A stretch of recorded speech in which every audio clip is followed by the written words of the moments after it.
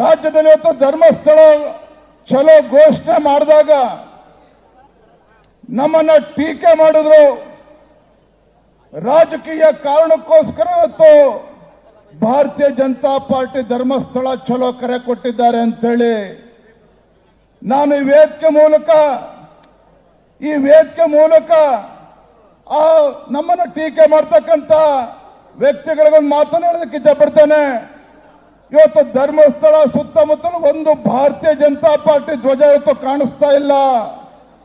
ಇಲ್ಲಿ ಬಂದಿರತಕ್ಕಂಥ ಪ್ರತಿಯೊಬ್ಬರು ಕೂಡ ಸ್ವಾಭಿಮಾನದ ಹಿಂದೂ ಕಾರ್ಯಕರ್ತರು ಬಂದಿದ್ದಾರೆ ವಿನಃ ಯಾರನ್ನು ಕೂಡ ದುಡ್ಡು ಕೊಟ್ಟು ಕರೆಸ್ತಕ್ಕಂಥ ಕೆಲಸ ಮಾಡಿಲ್ಲ. ಯಾತಕ್ಕೋಸ್ಕರ ಧರ್ಮಸ್ಥಳ ಚಲೋ? ಕಳೆದ ಕೆಲವು ವರ್ಷಗಳಿಂದ, ಕಳೆದ ಎರಡೂವರೆ ವರ್ಷದಿಂದ ರಾಜ್ಯದಲ್ಲಿ ಹಿಂದೂ ಕಾರ್ಯಕರ್ತರಿಗೆ ಅಪಮಾನ ಮಾಡತಕ್ಕಂಥ ದುಷ್ಟ ಕಾಂಗ್ರೆಸ್ ಸರ್ಕಾರ ರಾಜ್ಯದಲ್ಲಿದೆ.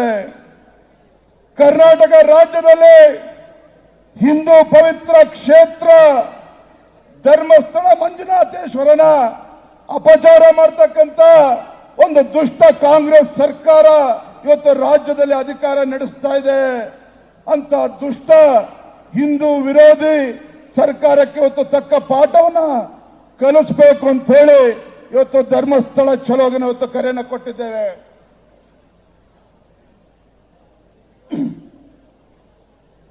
ಆತ್ಮೀಯ ಬಂಧುಗಳೇ, ಕಳೆದ ಎರಡೂವರೆ ವರ್ಷದಿಂದ ಈ ರಾಜ್ಯದಲ್ಲಿ ಯಾವ ರೀತಿ ಒಂದು ಜನವಿರೋಧಿ ಕಾಂಗ್ರೆಸ್ ಸರ್ಕಾರ ಇದೆ ಅನ್ನೋದನ್ನು ತಾವು ನೋಡ್ತಾ ಇದ್ದೀರಿ. ಗೌರವಾನ್ವಿತ ಪ್ರಹ್ಲಾದ್ ಜೋಶಿ ಅನೇಕ ವಿಚಾರಗಳನ್ನು ಹೇಳಿದ್ದಾರೆ. ಇದೇ ದಕ್ಷಿಣ ಕನ್ನಡದಲ್ಲಿ ಸುಹಾಸ್ ಶೆಟ್ಟಿ ಹತ್ಯೆ ಪ್ರಕರಣ ಆದ ನಂತರದಲ್ಲಿ ಎಂತ ಪರಿಸ್ಥಿತಿ ಅಂತ ಹೇಳಿದ್ರೆ, ಈ ರಾಜ್ಯದ ಗೃಹ ಸಚಿವರು ಮಂಗಳೂರಿಗೆ ಬರ್ತಾರೆ. ಮಂಗಳೂರಿಗೆ ಬಂದಂತ ಸಂದರ್ಭದಲ್ಲಿ ಆ ಸುಹಾಸ್ ಶೆಟ್ಟಿ ಅವರ ಮನೆಗೆ ಭೇಟಿ ನೀಡಿ ಆ ಕುಟುಂಬಕ್ಕೆ ಸಾಂತ್ವನ ಹೇಳಬೇಕು ಅಂತ ಹೇಳಿದ್ರೆ ಆ ಗೃಹ ಸಚಿವರಿಗೆ ಹೋಗಕ್ಕೆ ಬಿಡೋದಿಲ್ಲ. ಗೃಹ ಸಚಿವರಿಗೆ ಹಿಂದೂ ಕಾರ್ಯಕರ್ತ ಮನೆಗೆ ಹೋಗೋದಕ್ಕೆ ತಡೀತಾರೆ. ಅಂತ ದುಷ್ಟ ಶಕ್ತಿಗಳಿಗೆ ಬೆಂಬಲ ಕೊಡ್ತಕ್ಕಂಥ ಕಾಂಗ್ರೆಸ್ ಸರ್ಕಾರ ಇವತ್ತು ರಾಜ್ಯದಲ್ಲಿ ಅಧಿಕಾರದಲ್ಲಿದೆ.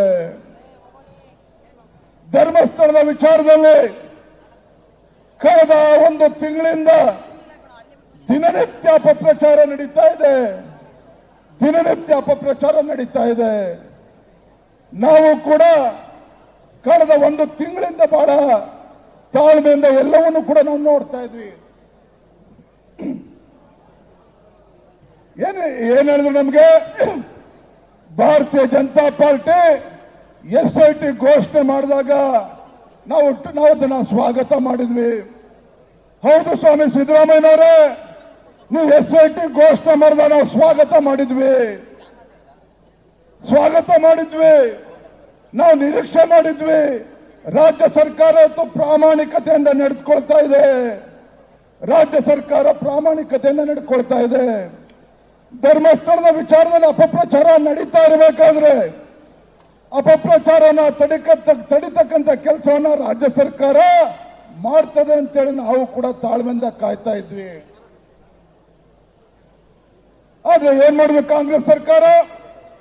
ಇವತ್ತು ರಾಜ್ಯದಲ್ಲಿ ಒಬ್ಬ ಹಿಂದೂ ಕಾರ್ಯಕರ್ತ ಸಾಮಾಜಿಕ ಜಾಲತಾಣದಲ್ಲಿ ಏನಾರೋ ಒಂದು ಪೋಸ್ಟ್ ಮಾಡಿದ್ರು ಅಂತ ಹೇಳಿದ್ರೆ 24 ಗಂಟೆನಲ್ಲಿ FIR ರಿಜಿಸ್ಟರ್ ಮಾಡಿ ಅವರನ್ನ ಅರೆಸ್ಟ್ ಮಾಡ್ತಕ್ಕಂಥ ಕೆಲಸ ಮಾಡ್ತಾರೆ. ಮಾನ್ಯ ಸಿದ್ದರಾಮಯ್ಯನವರೇ, ಇವತ್ತು ಧರ್ಮಸ್ಥಳ ಯಾವುದೋ ಒಂದು ಸಣ್ಣ ದೇವಸ್ಥಾನ ಅಲ್ಲ. ರಾಜ್ಯದಲ್ಲಿ ಕೋಟ್ಯಾಂತರ ಭಕ್ತರಿರ್ತಕ್ಕಂಥ ಒಂದು ಪುಣ್ಯ ಕ್ಷೇತ್ರ, ಪವಿತ್ರ ಕ್ಷೇತ್ರ ಧರ್ಮಸ್ಥಳ. ಇವತ್ತು ಪವಿತ್ರ ಕ್ಷೇತ್ರ, ಇಂಥ ಪವಿತ್ರ ಕ್ಷೇತ್ರ ಕೋಟ್ಯಾಂತರ ಭಕ್ತರಿದ್ರು ಸಹ ಯಾರೋ ಒಬ್ಬ ಬೀದಿಲಿ ಹೋಗ್ತಾ ಇದ್ದಂತಾನು ಬಂದು ಕಂಪ್ಲೇಂಟ್ ಕೊಡ್ತಾನೆ ಅಂತ ಹೇಳಿದ್ರೆ ಒಂದು ಪ್ರಿಲಿಮಿನರಿ ಎನ್ಕ್ವೈರಿನೂ ಕೂಡ ಮಾಡ್ದೇನೆ ಆ ಅಯೋಗ್ಯ ಬಂದಿರತಕ್ಕಂತ ಹಿನ್ನೆಲೆಯನ್ನು ಕೂಡ ಅರ್ಥ ಮಾಡ್ಕೊಳ್ದೇನೆ ಇವತ್ತು ರಾಜ್ಯ ಸರ್ಕಾರ ಎಷ್ಟೇ SIT ಘೋಷಣೆ ಮಾಡ್ತಲ್ಲ ನಿಮ್ಗೆ ಭಗವಂತ ಒಳ್ಳೇದು ಮಾಡೋದಕ್ಕೆ ಸಾಧ್ಯನಾ? ಆ ಭಗವಂತ ನಿಮ್ಗೆ ಒಳ್ಳೇದು ಮಾಡೋದಕ್ಕೆ ಸಾಧ್ಯನಾ? ಒಂದು ಕಡೆ SIT ತನಿಖೆ ಆಗ್ತಾ ಇದ್ರೆ ದಿನನಿತ್ಯ ಅಪಪ್ರಚಾರ.